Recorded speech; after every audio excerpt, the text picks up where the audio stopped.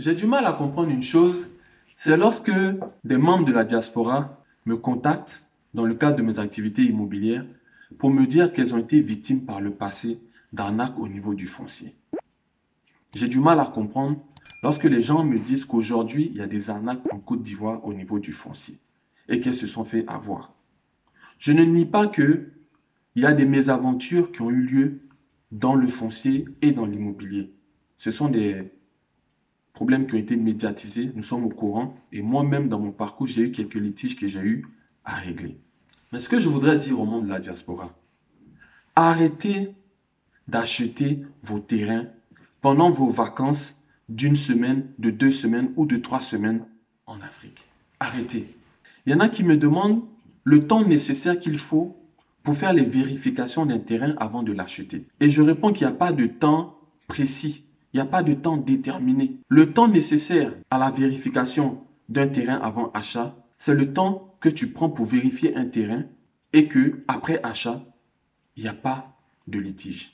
Je sais que ce n'est pas la réponse que beaucoup attendent.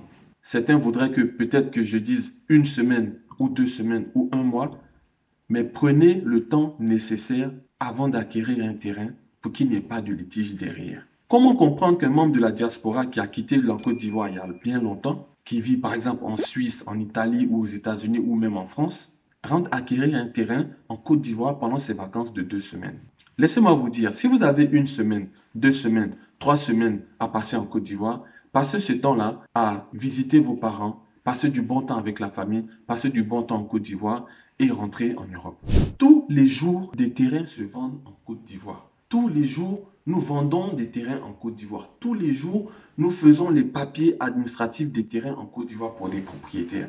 Et il n'y a aucun souci et ceux-ci obtiennent leur ACD ou leurs documents demandés sans problème. Mais comment se fait-il qu'il y a encore des arnaques en Côte d'Ivoire qui sont déclarées et qui sont réelles? Je ne nie pas les problèmes au niveau du foncier, mais je ne comprends pas comment c'est possible alors qu'aujourd'hui, il est tout à fait possible d'acheter un terrain pourvu qu'on respecte les critères d'achat et on n'a aucun souci. À travers ma structure Sarange Group, donc l'agence immobilière qui est dédiée aux membres de la diaspora, mais également aux locaux qui souhaitent investir dans l'immobilier en Côte d'Ivoire de façon sereine et sécurisée, nous accompagnons continuellement des personnes à qui nous vendons nous-mêmes nos terrains qu'on obtient à travers divers lotissements, mais également nous les accompagnons à l'acquisition, à l'établissement de documents administratifs qu'ils acquièrent, qu'ils achètent avec d'autres personnes.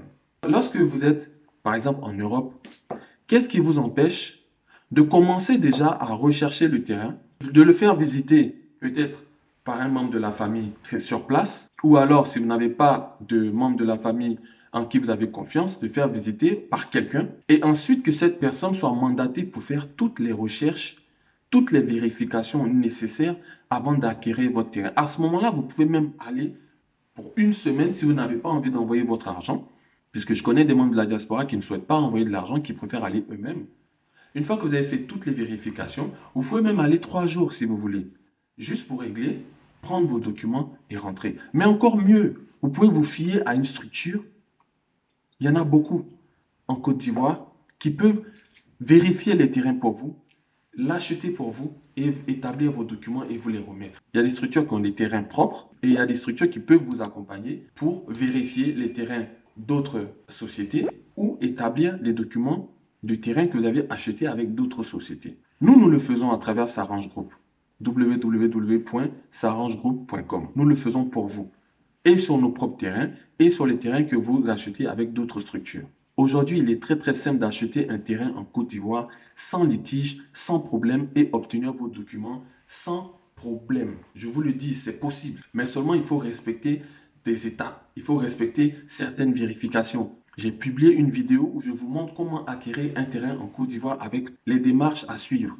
Autre chose aussi, arrêtez d'acheter les terrains avec des démarcheurs. Sinon, je dirais plutôt des démarcheurs de rue. Les démarcheurs de rue à ne pas confondre avec des vrais démarcheurs.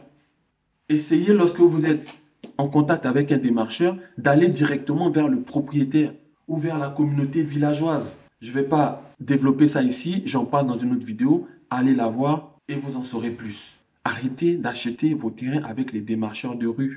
Tu es un membre de la diaspora, tu rentres en Côte d'Ivoire pour 2 semaines et tu remets 3, 4, 5, 10, 15 millions à un démarcheur ou alors quelqu'un qu'on te présente, mais tu n'as même pas la certitude que cette personne est la propriétaire du terrain.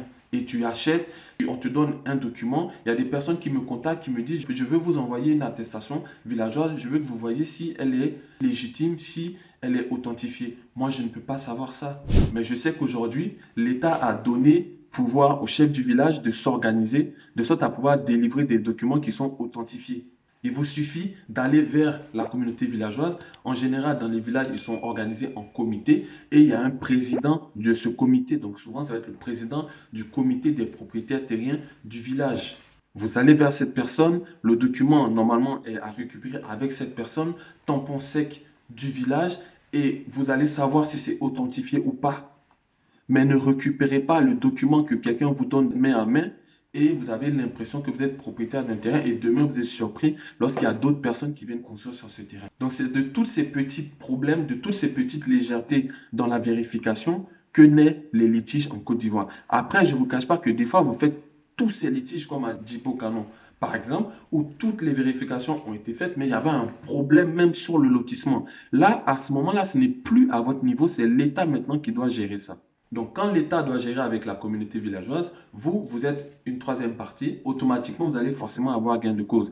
Mais lorsque, par exemple, des gens nous approchent pour faire des vérifications au niveau d'un terrain qu'ils ont déjà acheté, donc c'est après avoir acheté qu'ils viennent vers nous, et qu'on se rend compte qu'avec une simple visite au cadastre, on se rend compte que le document que la personne a reçu est un espace vert, donc non constructible.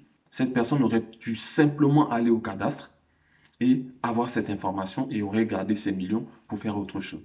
Donc c'est possible d'acheter un terrain en Côte d'Ivoire sans problème, faire ses papiers et prospérer dans cette activité. Nous, on accompagne des personnes qui le font, qui investissent dans un portefeuille de terrains, donc qui achètent plusieurs terrains, souvent par le processus de financement de travaux ou de lotissement, et après qui font leurs papiers et qui comptent les revendre plus tard. C'est une activité qui est aussi possible. Contactez-nous, nous vous donnerons tous les détails concernant cette activité. Demain, c'est possible d'investir en Côte d'Ivoire, c'est possible d'investir dans le foncier, c'est possible d'acheter son terrain, c'est possible d'acheter une maison. Et d'ailleurs, si vous voulez le faire, faites-le maintenant, à l'approche des élections. C'est à ce moment-là qu'on peut mieux négocier. C'est à ce moment-là qu'on peut avoir les meilleurs prix. Pourquoi? Parce que les élections approchant, les gens ont tendance à vouloir partir, à vouloir abandonner leurs biens, sinon à vouloir brader leurs biens pour aller vers d'autres aventures parce qu'ils anticipent sur peut-être une crise post-électorale qui peut-être n'arrivera jamais. C'était Niepa Jolanani pour la chaîne Assise du pays. Portez-vous bien.